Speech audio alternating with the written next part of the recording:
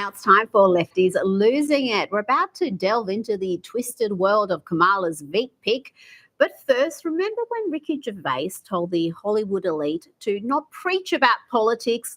No one cares about their warped views. But sadly, they didn't listen. Here is Hollywood A-lister, Kamala fanboy, and lefty losing it, Ben Stiller. And she's also a historic candidate. You know, it's going to be the first woman president.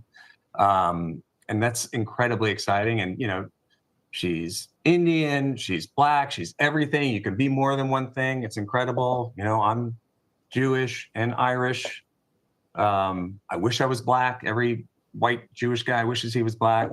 A Jewish comic blindly following a party with an anti-Semitic problem that runs so deep that Kamala didn't pick the, well, pretty much universally acknowledged best candidate, Josh Shapiro, who could have helped her secure the crucial state of Pennsylvania, where he is governor with a 60% approval rating. But he's Jewish, and that is a problem for the Democrats, one that even CNN acknowledged. Pennsylvania's Governor Josh Shapiro is being discussed as one of Harris's potential running mates. He also endorsed her tonight. In your view, what are the pros and cons for putting him on the ticket? Well, he's certainly under consideration. I know that from key Harris allies. He's a first-term governor. He's Jewish. There could be some risks in putting him on the ticket. And right he was. It's clear that the squad, the Hamas wing of the party, is calling the shots. And did you notice Walz was not even on that list that they had up there? He wasn't one of the likely candidates. Even CNN thought he was too much of a socialist simpleton to be considered.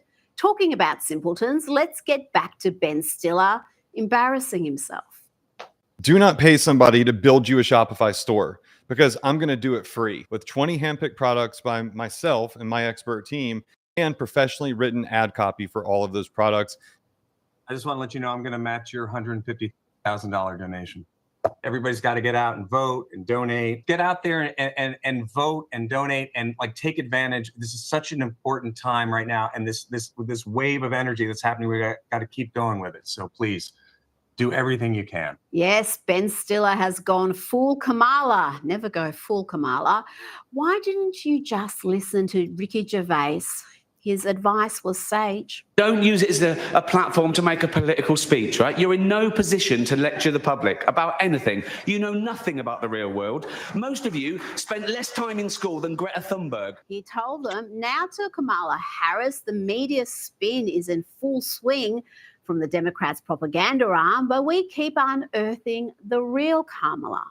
And as a woman, there's a balance to be struck between being tough and being Turn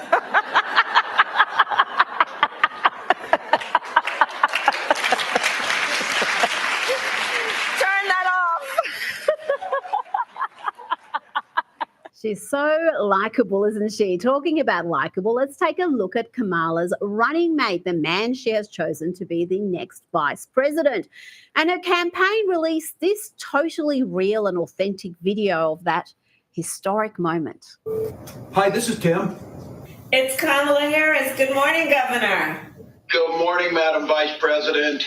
Listen, I want you to do this with me. Let's do this together. Would you be my running mate and let's get this thing on the road?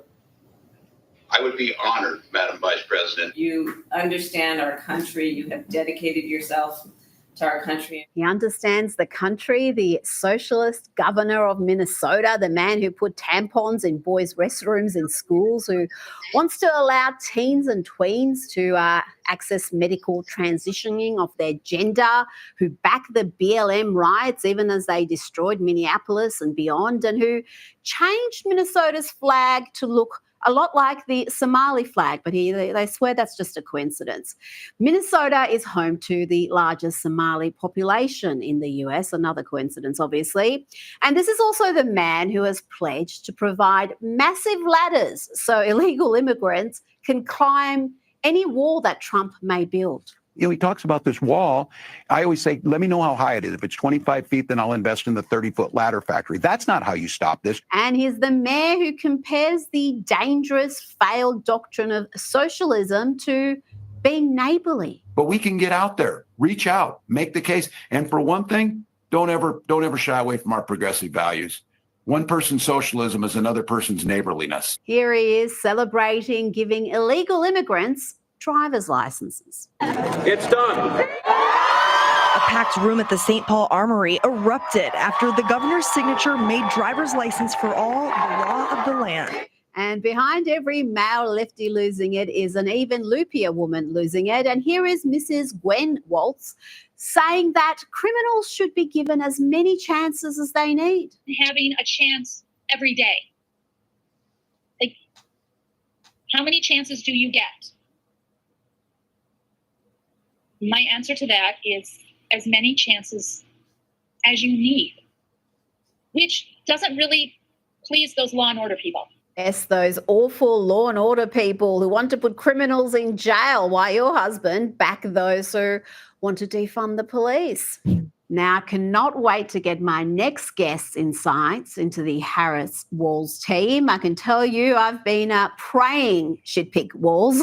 I didn't think she'd be that foolish, but here we are. Kamala Harris has picked the radically left Minnesota governor who encouraged and supported the BLM riots, even as Minneapolis was turned into a hellscape. Just look at the damage. And while Walz encouraged the protesters, Kamala was raising bail money for the lawless thugs. What a team the Democrats have put together. Joining me now is journalist and documentary filmmaker Ami Horowitz. Ami, what is your verdict of Harris's running mate? The smart money was on the Pennsylvania governor, but sadly the modern Democrats have a growing anti-Semitism problem, and that looks to be the main reason he was overlooked. Yeah, as you can imagine, I may have a thought or two on this particular topic. Look, I like Josh Shapiro. I think Josh Shapiro is a very talented politician.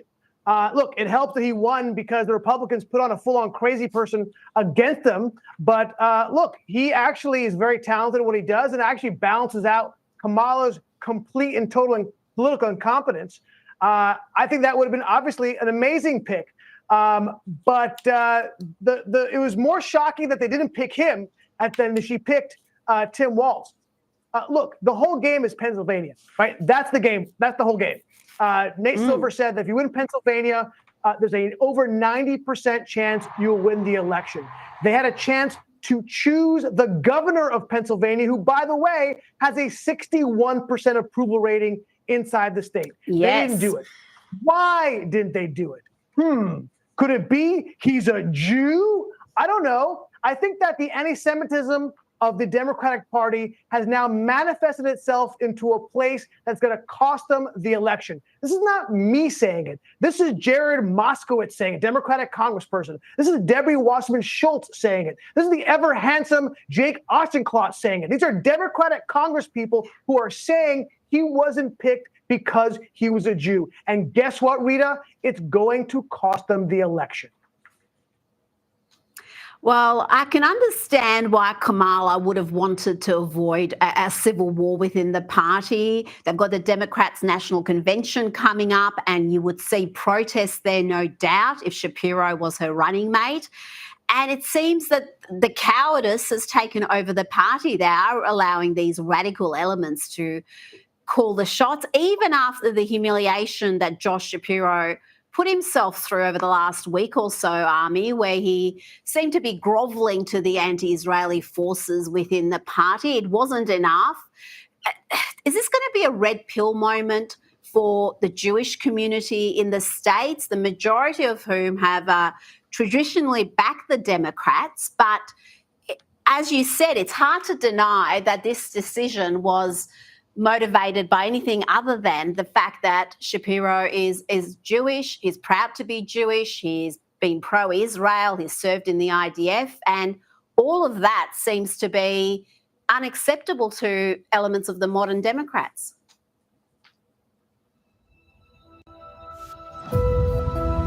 EVE Online is a vast universe, alive with the unrelenting activity and combined history of its. Yeah, look, I would love to say that this is what, in the way you put it, a red pill vote for Jews in this country.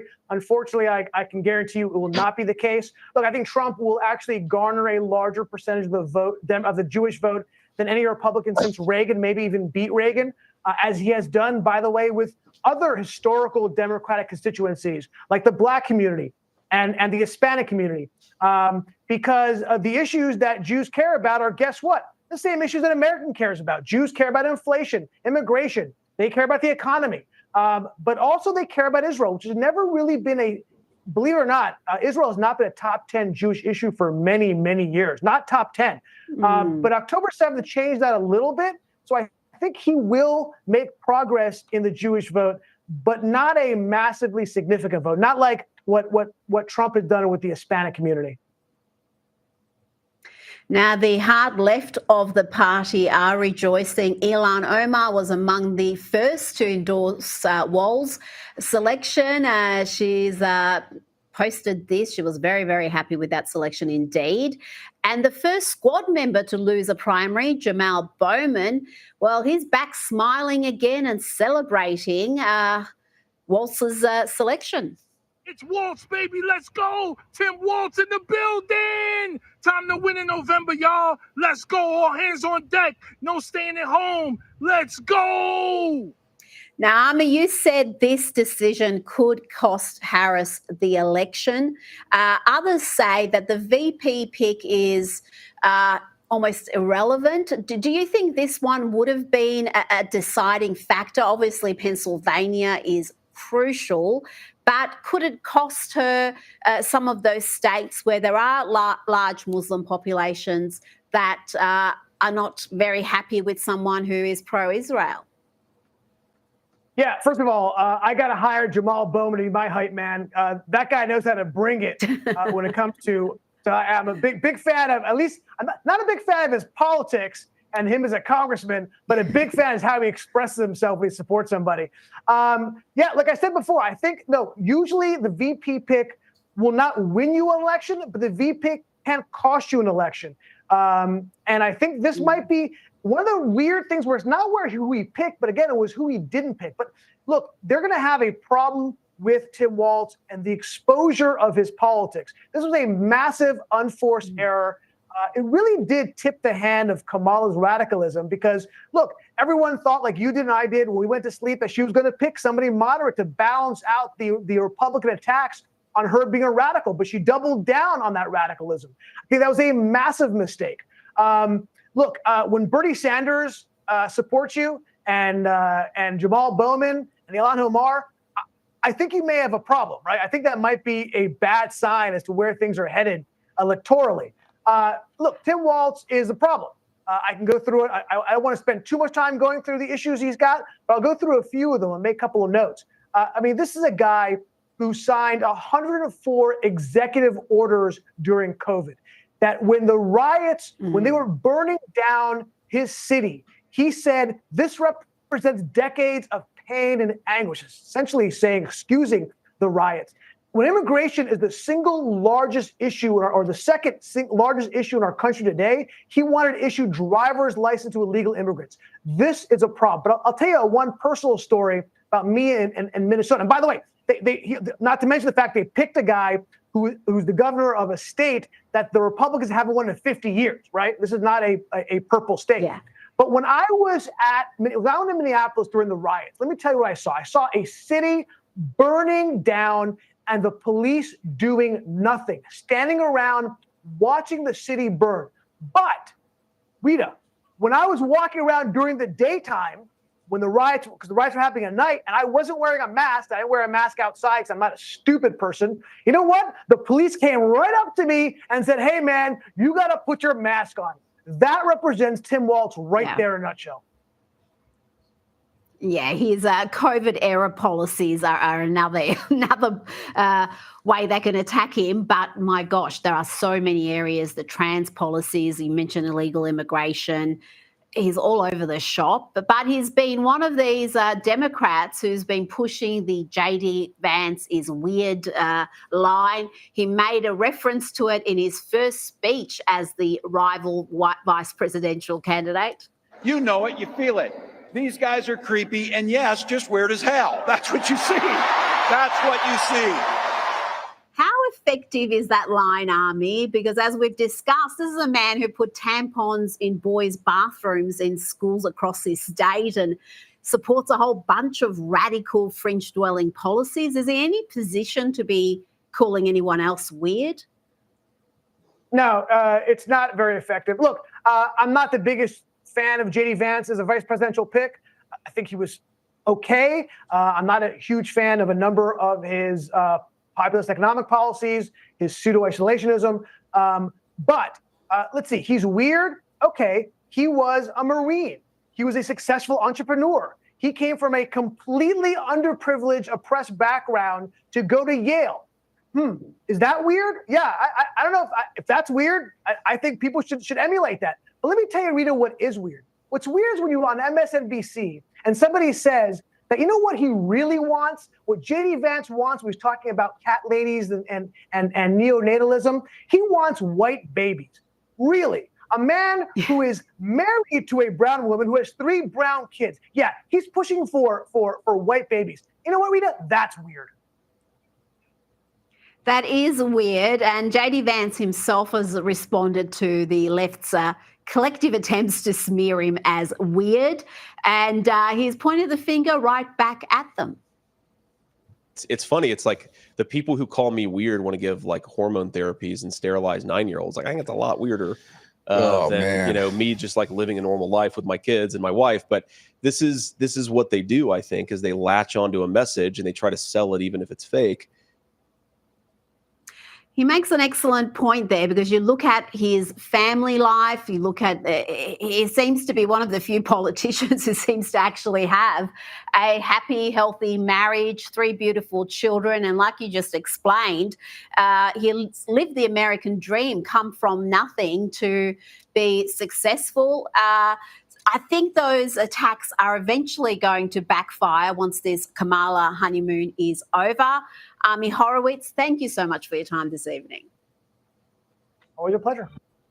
On October 19th, 2023, Wells Fargo warned its clients that all checking accounts are likely to be replaced with digital dollars in the near future. If you have at least a $50,000 nest egg saved for retirement, you can legally opt out of this new program by learning to become your own bank. Don't care? Skip this ad.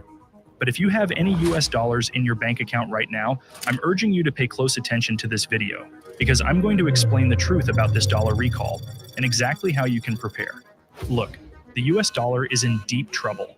And whether you use Bank of America, Chase, Wells Fargo, or any other bank, in the coming days, the supposedly safe dollars in your account could be rendered worthless. But if you follow one CFA Level 3's instructions, you can avoid this potential disaster and even position yourself to come out the other side of this better off. You see, it's actually quite easy to opt out of this dollar recall. All you have to do is follow a few simple steps. CFA Level 3, Tan explains those steps in detail in a free video he just released. In the short video, Tan explains the one move you must make when your bank tells you they're moving all of your cash into the new digital dollar. He reveals the names and web addresses of several companies that help Americans opt out of the digital dollar and become their own bank. Plus, he shares the details on a 2-click alternative investment. It's time for Lefties Losing It, and let's have a look at the real Kamala. We know she's woke, but just how woke is she? You know, we have to stay woke. Like, everybody needs to be woke. And you can talk about if you're the wokest or woker, but just stay more woke than less woke. Yeah. Wow, that is pretty woke. In an interview with a Glamour magazine, she explained what caused her to be so woke. There are some real silver linings about what this moment in time has done to maybe cause a lot of us to be woke. And I love it. I love it. But folks are woke, and I love it. I love it. She loves it. You know what I love is what a chameleon Kamala is. I mean, she was raised in California and Canada, but she can go all southern and urban when in front of a mainly black crowd. I said to the congressman, I didn't know he could preach like that. Are you tired of losing money trading? Are you ready to be successful with AI-based risk management? Hi, my name is Brian Nutt, the co-founder of TrueTrade.io, the world leader in retail automation. So today we're going to talk about Ripple One AI, our most popular product, and how it's basically viable for anybody, whether you're a full-time trader, you're an amateur, you're brand new. Yeah, girl, I'm out here in these streets, and let me tell you, as they say, they not like us. Do I see people testifying? Can I get a witness? Oh, that was good. So good that it inspired this spoof. Yes, Kamala is Tropic Thunder. So I know how to make a mean pot of greens. In fact, people used to ask me to make greens for them for Christmas. One year, I had so many that I had to wash that we ended up washing them in the bathtub. So I am not playing around. Back before the war broke out, I was a saucier in San Antonio. I bet I could call up some of them greens. Yeah, there was some crawfish out the patio. I made her some crab apples for dessert now, yeah? Hey, yeah. Ha! Oh, look, Kamala is very good, but she has some ways to go to reach Hillary levels of inauthentic. I don't feel no ways tired. I come too far from where I started from. Nobody told me that the road would be easy. I don't believe he brought me this far to leave me. When it comes to Kamala, we have to overlook the style and look for that substance. She's an intellectual. We've seen her explain community banks, school buses, diplomacy, space travel, and here she explains cloud storage. So you're now no longer are you necessarily keeping those private files in some file cabinet that's locked in the basement of the house. It's on your laptop, and it's then therefore up here in this cloud that exists above us, right? Mm-hmm. It's no longer in a physical place. And there'll be more lefties losing it with my next guest. Now, we know the two biggest issues in America are inflation and the border crisis. Yes, cost of living pressures and record numbers of illegal immigrants coming in via that southern border are top of mind for voters in the coming presidential election. So let's hear now from the Democrat nominee on how she will handle those critical issues. Here she's asked about inflation. What else are you going to do to fix this problem with inflation? All right, thank you. Well, let's start with this. Prices have gone up, and families and individuals are dealing with the realities of that bread costs more, that gas costs more. And we have to understand what that means. That's about the cost of living going up. That's about having to stress and stretch limited resources. That's about a source of stress for families that is not only economic, but is on a daily level, something that is a heavy weight to carry. So it is something that we take very seriously, very seriously. That's the woman they're presenting as an inspired, strong leader who can lead us all in the free world. And it gets considerably worse when it comes to illegal immigration. She's on the record supporting free healthcare for illegal immigrants, not even wanting the term illegal to be used. And she's even passionately defended those who pay human traffickers to bring them across the border. Like most neo-Marxists, she's at her core pro-open borders. She even sought to compare ICE, that's Immigration and Custom Enforcement, to the Ku Klux Klan. I wish I was kidding.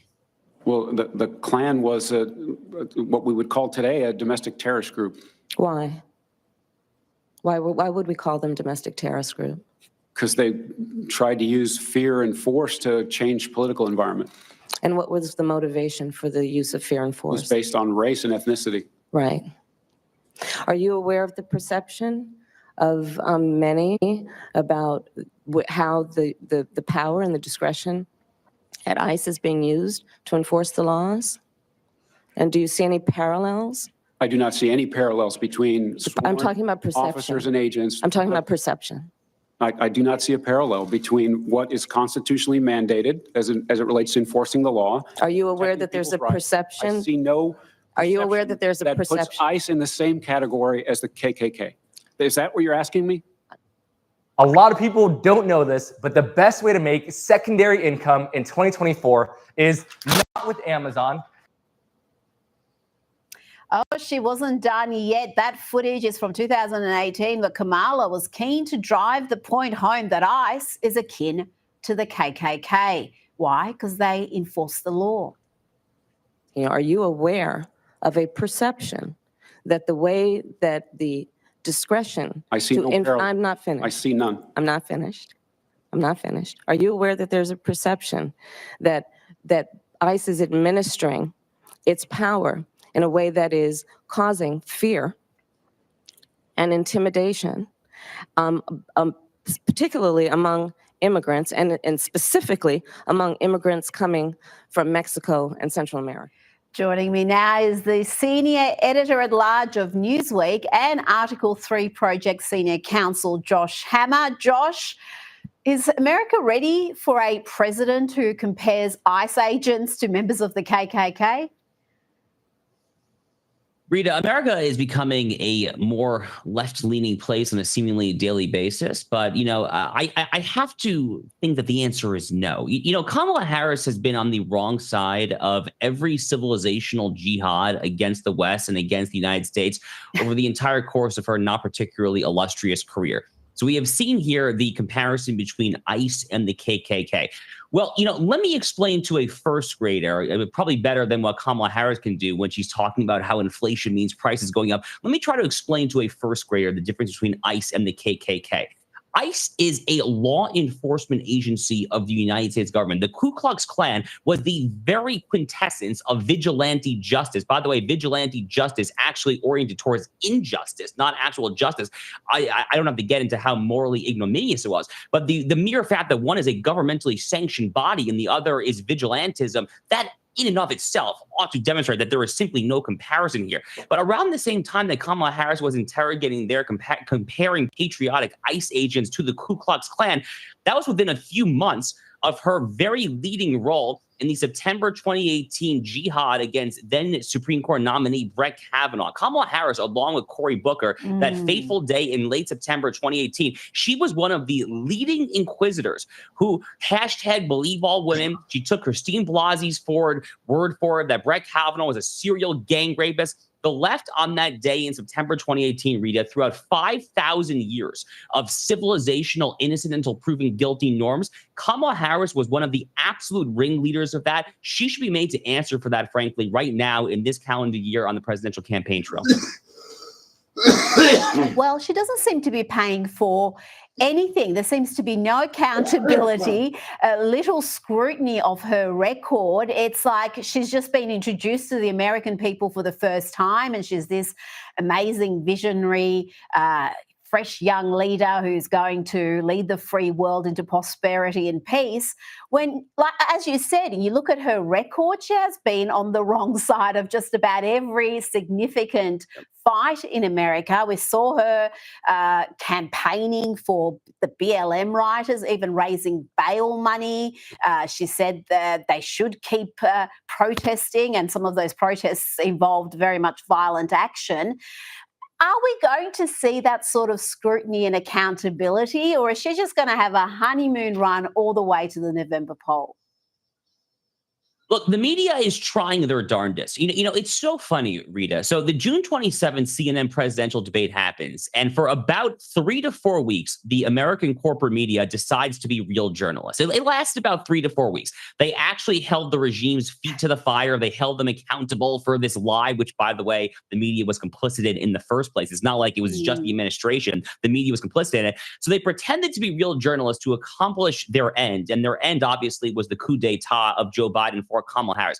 Ever since the coup finished, they have pulled a complete 180. They were holding Biden's feet to the fire.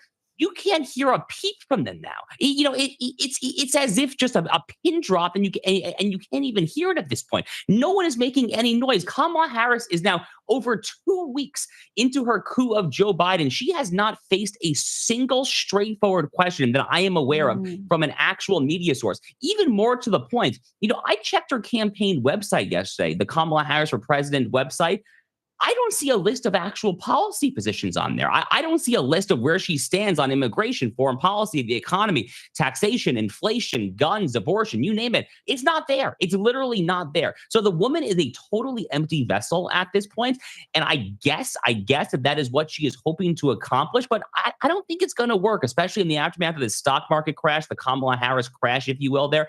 I don't think it's going to work. She's not going to be able to coast her way till November, but the media is certainly trying their darndest to let her do it. Now, you mentioned the stock market crash. Wall Street was diving. Fears the US is on the verge of a recession. The stock market woes began in Japan with the Nikkei index diving, but the US in particular, Josh, is in a perilous situation economically. You've got weak economic data, including those job figures, which they tried to blame on Trump. I thought that was very interesting from the Harris campaign, blaming the poor job figures on Trump somehow. It seems like Bidenomics, if that's what we're still calling it, isn't working too well. Have you heard of turtle traders? They were a group of 14 novice traders who were trained by Wall Street legend Richard Dennis. According to a turtle trader, 2 classes of turtles earned more than $175 million. But that was nearly 4 decades ago. Now, yeah, it's funny. So the Joe Biden campaign pumped a lot of money this past September. It's almost a year ago now. They pumped a lot of money into NFL, National Football League opening kickoff weekend. And it specifically the NFL season, which is very popular here in America, it opens on a Thursday night. They've been doing this for about 20 years. The Biden campaign dumped a ton of money on a coast-to-coast national ad buy for that Thursday night football game almost a year ago, specifically on the issue of Bidenomics. And ever since then, they have just totally ditched it. It lasted for about a month and a half, 2 months after that. They haven't mentioned the word Bidenomics. It probably has been 6, 7, 8 months. And how could you possibly mention it? I mean, what record is there other than total and complete incompetence to possibly reference? I mean, we're talking about an economy that entered a formal recession in the year 2022, recession, which, by the way, they tried to gaslight us and tried to come up with a different definition of the word recession other than the one that has been universally recognized by economists of all political stripes for decades, which is back-to-back quarters of negative GDP growth. Remember, the White House press secretary got up there and said, no, it's actually not recession. We're redefining it for you. So they tried to do that. They reached 9.1 inflation on the annualized CPI, Consumer Price Index level in the summer of 2022. That's the highest inflation has been in literally 40 years now. So they have no idea what they're doing on the economy. They cannot possibly run on the economy. Unfortunately for them, the economy, the cost of living, stagnant wages, and skyrocketing inflation remains the number one issue along with the southern border, in which the record is arguably even worse.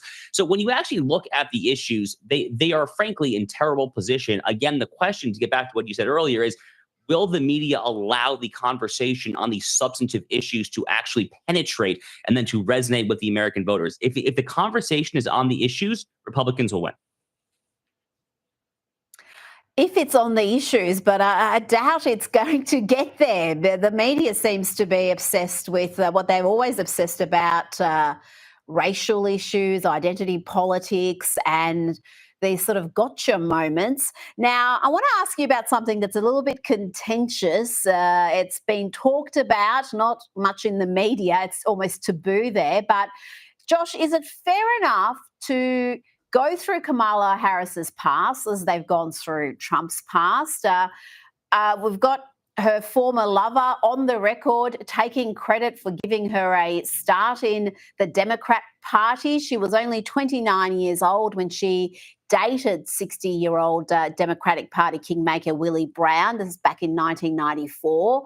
He reportedly lavished her with all sorts of gifts, BMW, trip to Paris, tickets to the Academy Awards. And he's written in 2019 where he said, yes, I may have influenced her career by appointing her to 2 state commissions when I was Assembly Speaker, and I certainly helped with her first race for district attorney in San Francisco.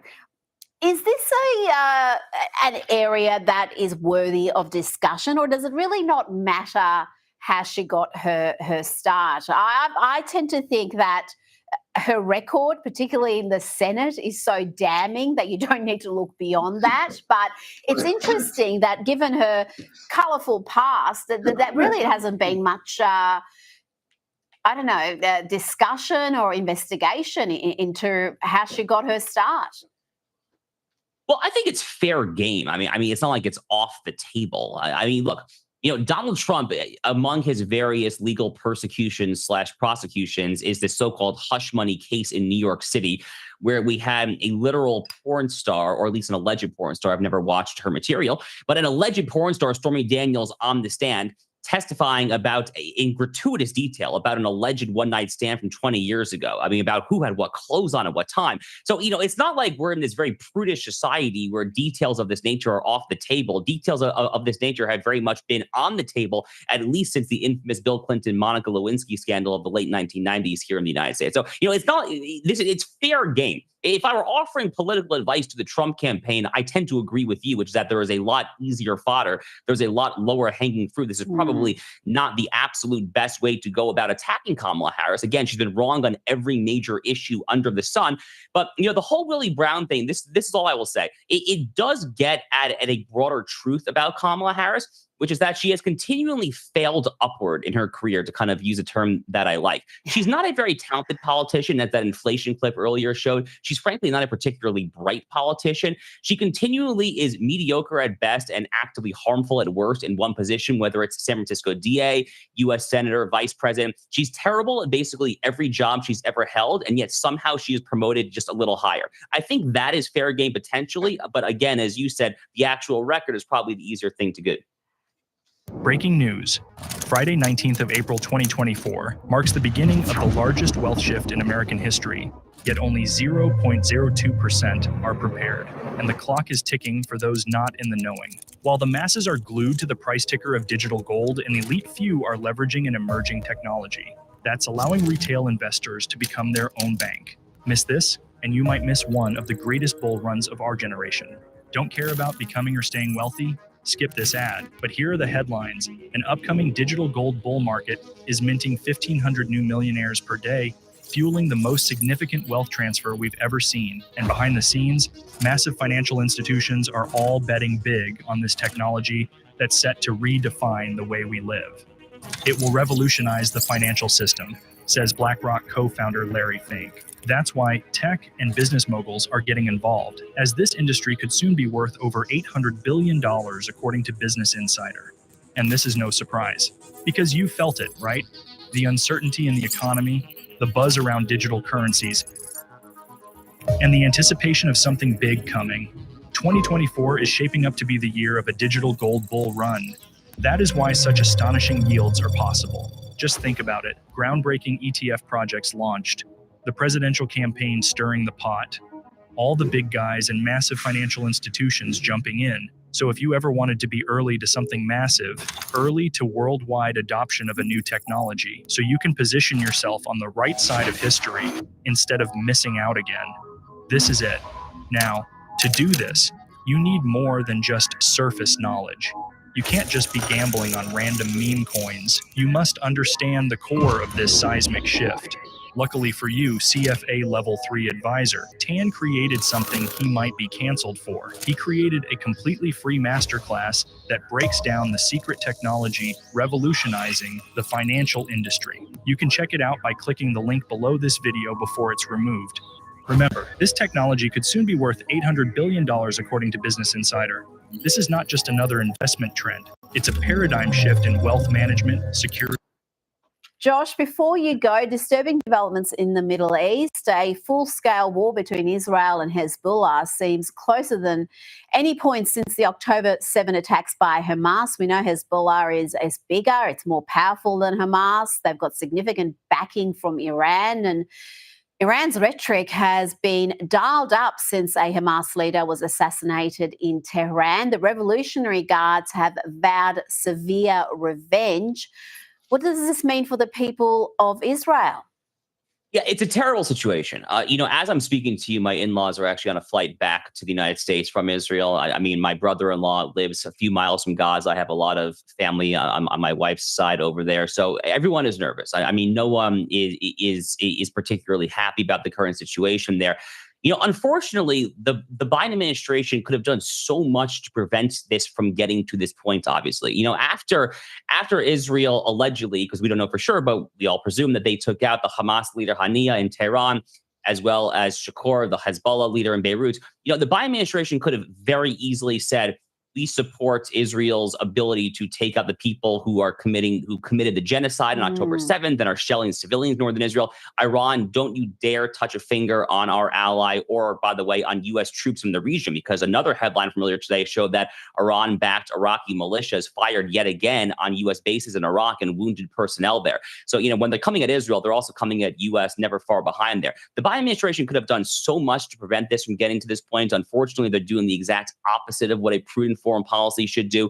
It's common sense that a foreign policy should stand by your friends, warn your enemies. The Biden administration does the exact opposite. They tell Iran a pinprick strike is fine. They tell Bibi Netanyahu, don't you dare escalate there. So yet again, another catastrophe on the world stage perpetrated by the utter incompetence and, dare I say, even outright malice of the Biden-Harris administration at this point. But at this point, I'm frankly just praying for some sort of restoration of calm, albeit I fear that might not happen until January 2025, God willing.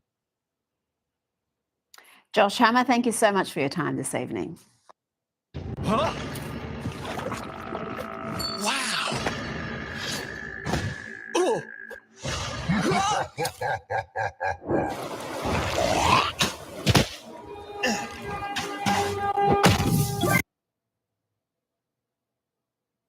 Now it's time for Lefties Losing It.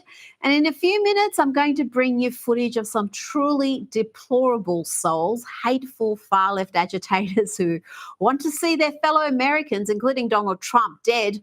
But before that, let's look at their preferred candidate. One thing you can say about Kamala Harris is that despite her far-left belief system, she's willing to say just about anything to get ahead. 1 minute, she's the defund the police BLM bail money raiser, and the next, she's presenting herself as the tough prosecutor that criminals fear.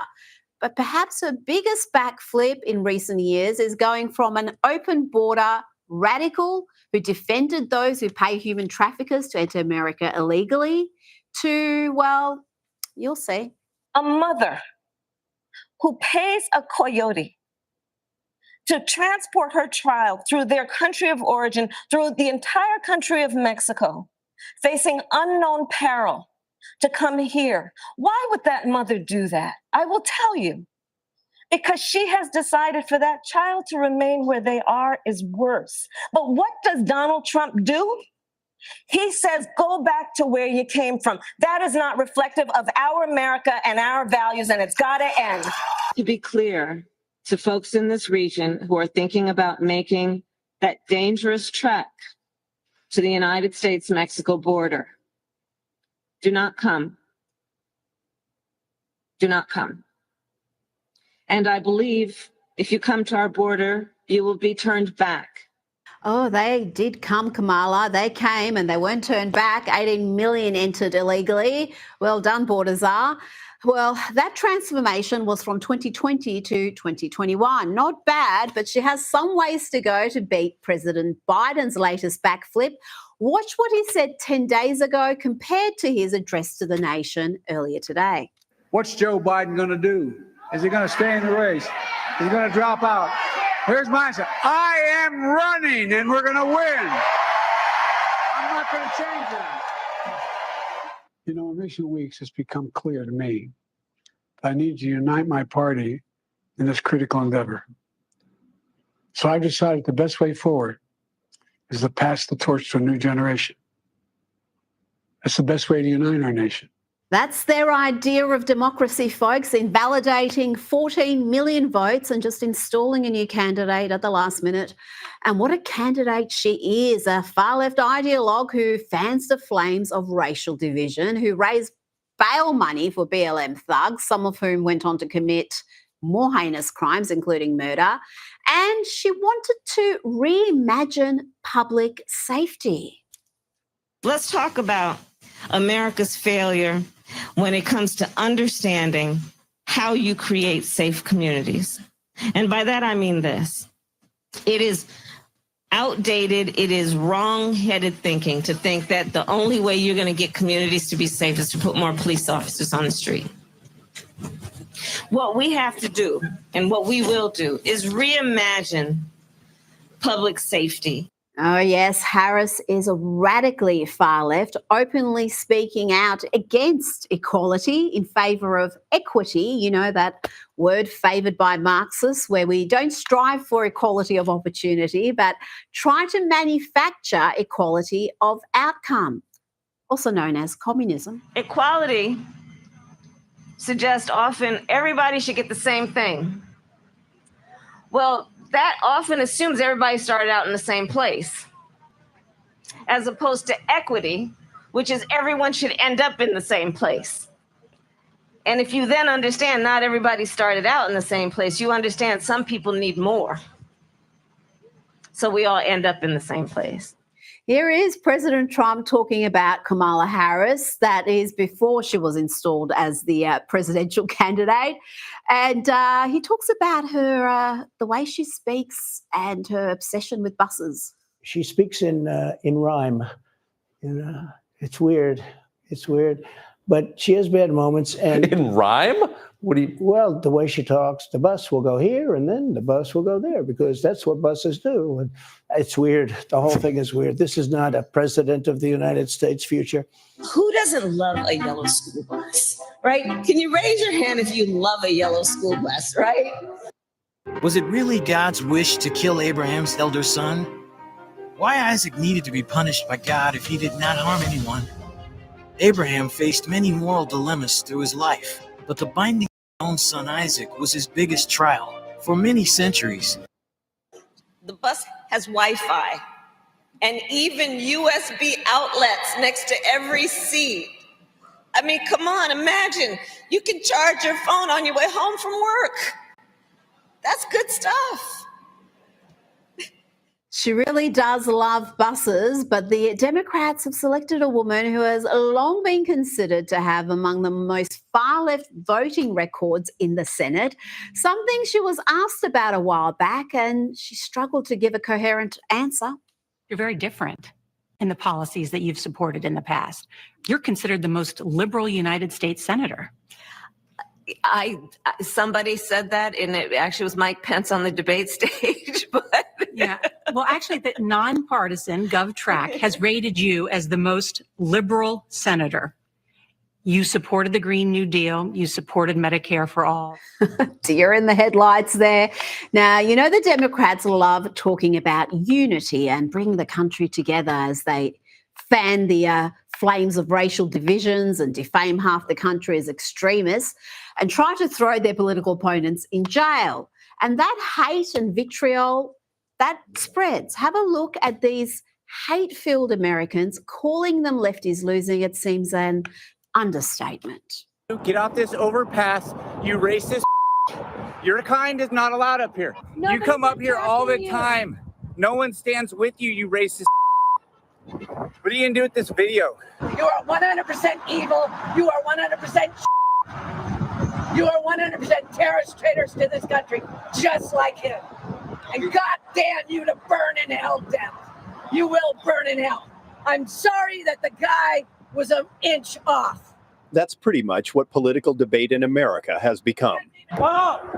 We almost got you guys last night. So Donald Trump was recently shot at one of his rallies. How do you feel about that? I wish he would have gotten shot in the forehead. Really? Yeah. I mean, he's basically like teaching our country like what communism is like. So you wish death upon someone? him, yeah, unfortunately. I hate to say that because I don't have hatred in my soul at all. Yeah, she has no hate in her soul except for like wanting Trump to be assassinated and condemning at least half the country. And she's not alone. These divorce from reality clowns are everywhere, and sadly, they do vote. Watch this woman who was aghast to learn that Trump supporters are doctors. She's shocked. She's shook. I was watching interviews from what happened in Pennsylvania a couple days ago, and I saw an interview with an ER doctor who was trying to render aid to the man who was unalived during the rally. And I could not get over this fact that there was an ER doctor wearing a MAGA hat and a Trump shirt. This is a guy working in any ER across the country that we would need to trust our daughters and granddaughters to if they were harmed.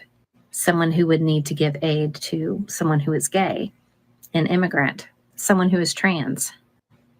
And I was mortified thinking about that, horrified. This guy's not just, your run-of-the-mill Republican. He's a rabid Trump supporter, MAGA hat. It's really scary. You're the scary one, ladies. Scary that someone can be that unrelentingly stupid. Now, let's check in with some more Kamala fans, those who can be counted on to vote for her because she's doing such a great job. Just don't ask any of them for any sort of detail or to, name a single successful policy. What do you think of her? Is she doing a good job in office? Yeah, I think so. I really like her. Great representation. I feel like definitely it's amazing to have a woman vice president. Pretty solid job. I really do agree with a lot of the policies she's been putting out, and I think she's a great vice president. What policies specifically do you agree with? I don't really know. Can you tell me some? Maybe I don't know what her policies are. Can you name any specific accomplishments that you're super proud of? I will attract my first client today. I will attract a high-ticket client. I realize that I haven't built a sales funnel or done any kind of traffic generation efforts, but I did purchase that domain name, and that should be enough. The internet, people, things will provide my business needs. Off the top of my head, I can't think of many of them. I can't really, to be totally honest. What I really like is that she does kind of give the nation a positive face, being the first woman president. No, not any specific ones particularly, no. So what do you like about her? Just I think she's doing a good job. What specifically do you like about her? Oh, mine. And that was before she was the nominee. Imagine what their level of devotion is now that the majority of the media has become a full-blown North Korean-style propaganda machine, trying to rebrand Harris as the great savior. Of course, some are also shedding tears for Joe Biden's sad demise. This next dude is really taking the news very badly.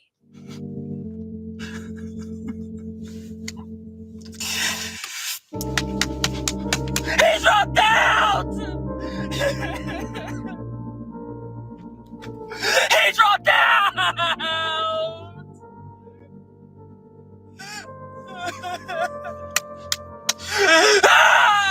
Joe Biden, please!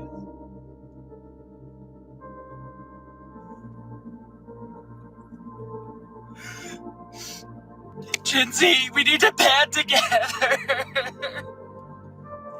Please. He was for Gen Z's first president. Okay, I'm starting to have doubts about that one. Where are the tears? There is a lot of wild emoting, but I can't see any tears there. Is this man's video some sort of a parody act, or is this Biden-loving rage genuine?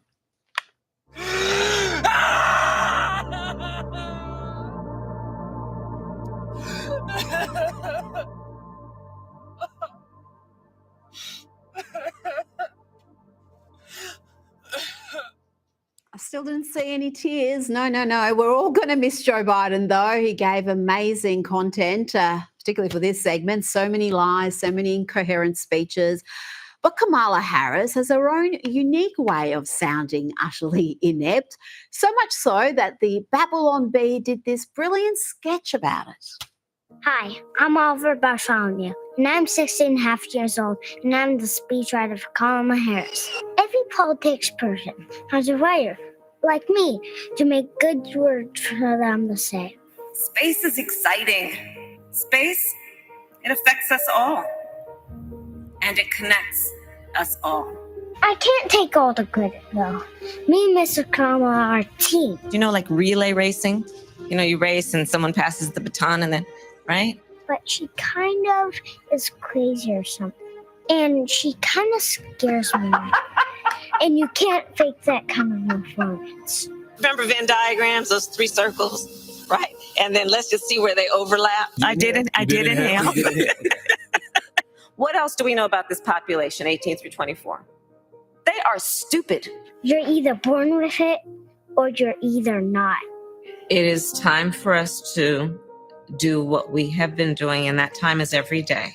Oh, we love the Babylon Bee. Now, let's talk about the many failures of the Secret Service in protecting President Trump, including the likes of Holster Girl. She became famous. And a couple of new DEI candidates have been identified thanks to X. And thanks to Steve Inman here for the commentary on this next clip. Enjoy. Diversity, equity, inclusion. What does it mean? Well, this is exactly what it means. A couple of overweight cops that can't even catch up with the suspect as Nadine outruns the International House of Pancakes running after her and still can't catch her, and she's off into the night. This is the end result of DEI. Look, hire a woman, but make sure she's qualified for the job. Not because of the color of her skin or who the hell she wants to sleep with. Never catch me with a doctor who is hired based on DEI alone. Fact. I'm sure Secret Service job offers will be forthcoming any second now for those two. Now let's go to France, where the far left are showing just what unpleasant creatures they can be. There is a tradition there that in the first session, the youngest MP acts as secretary and shakes the hands of MPs after they cast their vote.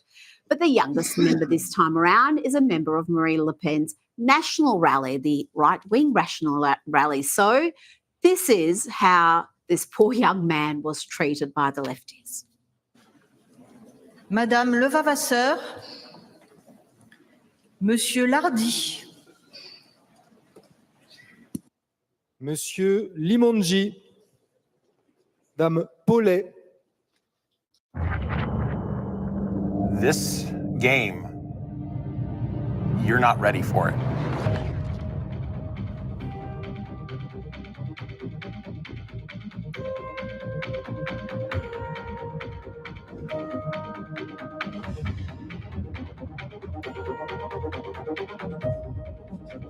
You're in the middle of this beautiful sci-fi environment, and you're seeing intrigue, the espionage, the alliances form, the power that shifts around, and it's amazing to watch. Simple actions can have massive effects. You can cooperate with people, compete with them, make friendships, deceive them, betray them. It's amazing to think that it's all just other players. More players start coming. It just starts this complete cascade of actions, and you don't know what's going to happen. It is a free-for-all. We'll get locked up and shot instantly. People start dying left, right, and centre. It's just something that you can't get anywhere else. It's just the rush like no other. Everybody's on this journey and writing their own stories, and that is probably the simplest way I can describe it.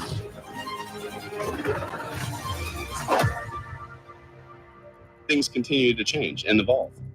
It's awesome. I love it. Part of Eve.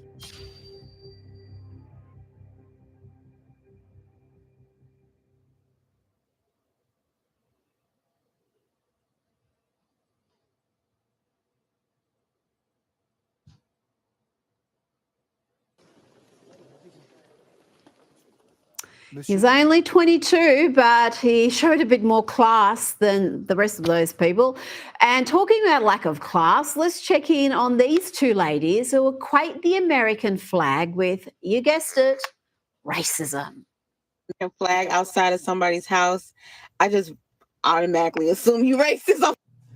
Oh, most definitely. But we felt that way for years. Like, I'm 51. And even as a kid, we knew. It was understood. If there was an American flag at their house, they some racist white. That's just what it was. I thought everybody thought that or knew that. It's funny to see that they're saying it now and it's like it's kind of new, but no. Yeah, been thinking about that, thought that forever. Joining me now is Sky News contributor Kosha Gader, and we'll get to Benjamin Netanyahu's address to Congress shortly. But first, this is the latest attack ad against Kamala Harris that the Trump team has put out. It's all about just how radically left her voting record has been in the Senate and some of the far left positions she has promoted. If you thought Joe Biden was radical, just wait until you get to know Kamala Harris. She's dangerously liberal. I am Kamala Harris. My pronouns are she and her. You know, for far too long, the status quo thinking has been to believe that by putting more police on the street, you're going to have more safety. And that's just wrong. We're confident this border's secure. We have a secure border. We're not going to treat people who are undocumented across the border as criminals. That's correct. People who are convicted in prison, like the Boston Marathon bomber, on death row, they should be able to vote. I think we should have that conversation. Abolish ICE. Yeah. Is that a position that you agree with? Listen, I think there's no question that we've got to critically re-examine ICE, and we need to probably think about starting from scratch. Alexandria Ocasio-Cortez's new darling of the party. She 60 Minutes this weekend proudly calling herself a radical, and she's promoting policies like saying that every single carbon emission in the country, every car, should be eliminated within the next 11 years, everything from a 70 to 80% tax rate. Do you agree that she could possibly, in this ideology of the socialist left, could splinter your party? No, you know, I think that's fantastic. Kosha, how's she going to distance herself from some of those positions and present herself as a moderate, as a centrist? You know, the race is on to really frame her in the next 2 weeks, because for a lot of people who don't pay attention to the weeds and the ins and outs of politics, they don't know. It's sort of a blank canvas, though she has had a long record. I think how she distances herself is she's going to get a big assist from the media. We're seeing that happen right now already. She might even signal one or two positions a little bit distanced from Biden, potentially. But to me, the bottom line is this, that there's organic popularity and synthetic popularity, and she has never, ever had organic popularity. She's always achieved less than 1% of the vote every time she's run for anything. But she is about to be the beneficiary of the greatest synthetic popularity we've ever seen. CoverGirl treatment, record shifting and cleansing, as you mentioned. And I would not even be surprised, Rita, if we see potentially her elevating to the actual office, if they go all the way and push Biden out or convince him to resign, and she actually assumes the mantle of being the first female president, and just what that's going to do to this race. It's going to be very close. Well, that'll be interesting because Biden addressed the nation today. It's the first time we've seen him since he went off to recover from COVID and then announced that he wasn't seeking re-nomination. Do you think he can be pressured to step down? Because as an incumbent, she would be in even a better position to win than as the VP.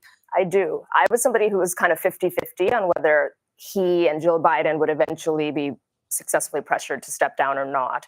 But once that happened, to me, the logical endpoint is that it could go all the way. And at the right time, whether it's the October surprise or any other time before that, if the goal for the Democrats is to win the election, what better way than to elevate her to the actual office of president, first female president of color, and just all the tailwinds that would confer upon her. So I would not be surprised if we see that between now and November.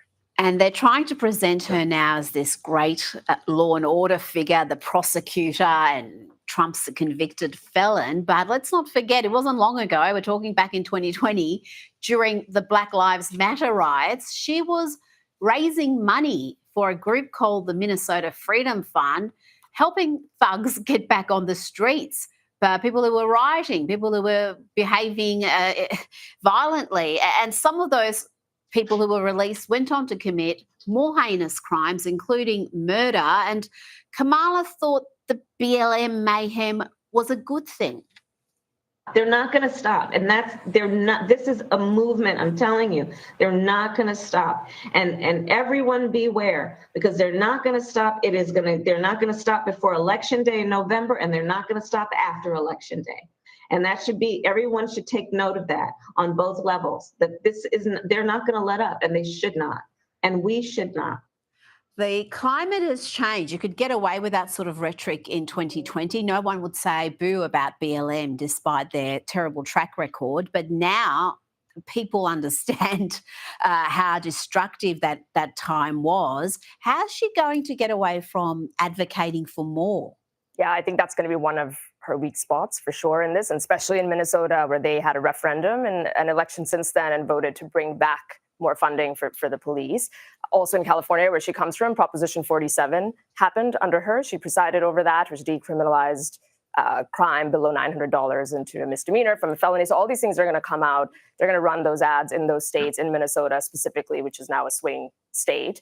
And I think she's just going to have to blow with the wind and somehow couch it differently. And, we'll see how effectively she'll be able to do that. But like you said, she will have the majority of the mainstream media backing her, rewriting history, 100%. rebranding her as this great prosecutor. And I think, you're not going to hear a lot about this unless you're, watching this program. Now, let's talk about Israeli Prime Minister Benjamin Netanyahu's address to the US Congress today. He invoked Winston Churchill in his impassioned plea for more arms. In World War II, as Britain fought on the front lines of civilization, Winston Churchill appealed to Americans with these famous words: "Give us the tools and we'll finish the job." Today, as Israel fights on the front line of civilization, I too appeal to America. Give us the tools faster and we'll finish the job faster. He also made references to the anti-Israeli demonstrations that erupted across DC in the lead up to his address, calling those who support a free Palestine as idiotic followers of Iran. The anti-Israel protests that are going on right now outside this building, not that many, but they're there, and throughout the city. Well, I have a message for these protesters. When the tyrants of Tehran, who hang gays from cranes and murder women for not covering their hair, are praising, promoting, and funding you, you have officially become Iran's useful idiots. One of those useful idiots for Iran was far-left Congresswoman, squad member Rashida Tlaib, who held up a paddle with the words "war criminal" on it for the duration of Netanyahu's speech. But at least she turned up kosher. Neither Joe Biden nor Kamala Harris greeted Netanyahu when he arrived on American soil, and more than 50 members of Congress skipped his speech today. That's not the sign of a great ally when a country is at war. Indeed. And, I think the harsh reality of it for Netanyahu and Israel is there really is a fracturing in both parties in terms of the level of support for this war now, not October 7th and the atrocities and the hostages that are still there, but what to do now, how much U.S. involvement monetarily, militarily should go. That's on the right. And then on the left, as you point out, Rashida Tlaib and all of them, they have a huge fracturing where you've got a big part of the left of the political base that she represents and others out there doing these protests. They're against this additional support. And that's a tightrope that Biden and Harris are trying to walk. And that's probably why they decided to just avoid the whole thing, because they're trying to appeal to two factions in their base. But I'm not sure avoidance is something that signals strength. And it was curious that Harris didn't actually jump on the opportunity to look more presidential. Well, last week during the Republican National Conference, they started the conference with a prayer for the hostages. That issue was very present throughout. There were parents of hostages who spoke. I will be very interested to see what happens at the DNC, whether there is anything approaching that level of support for Israel, because that fracture within the left is deep, and they've got members of their team who are openly anti-Israel, who are openly anti-Semitic, some of them. It's a good point, and it'll be very telling about which side is more powerful in that base. Now, let's go back to Kamala, and the Democrats are desperately trying to rebrand the historically unpopular Kamala Harris. Their latest attempt involves gaslighting us into thinking she was never actually made border czar, and that many of the problems that we're seeing with illegal immigration have got really nothing to do with her. Axios tweeted an article claiming that Harris never actually had the border czar title, suggesting Trump and the Republicans are peddling disinformation. That's odd because Axios themselves reported her appointment to the border czar role in 2021 and referred to her as such in subsequent articles. This is Orwellian levels of rewriting of history, Kosha. And it's not just Axios, it is so many mainstream publications. There's side-by-side articles of what they reported then, what they're claiming now. And again, if you're not deeply politically engaged, you'd read the headlines now and go, well, this is a smear. This is not Kamala's fault. But for X, which is the one wrench in the whole memory hole apparatus, because that is what it is. In 1984, they were burning newspapers and tossing them into physical holes. Now you can delete and rewrite headlines, with a keystroke from a keypad, and that's what they're going to do. But for X, the community note on that was really funny, where they were posting the original articles, from the very same publications that said that. But again, this race is on, this battle is on, and for low information media consumers, which this election will turn on, which narrative is going to get cut through is what we're going to see in the next 90 days. Now, let's talk about that rebranding. What part of that is also painting her as cool, as this Gen Z, edgy candidate, invoking singer Charlie XCX. I don't even know if is that how you pronounce it? You just think so. I think I'm dating myself too.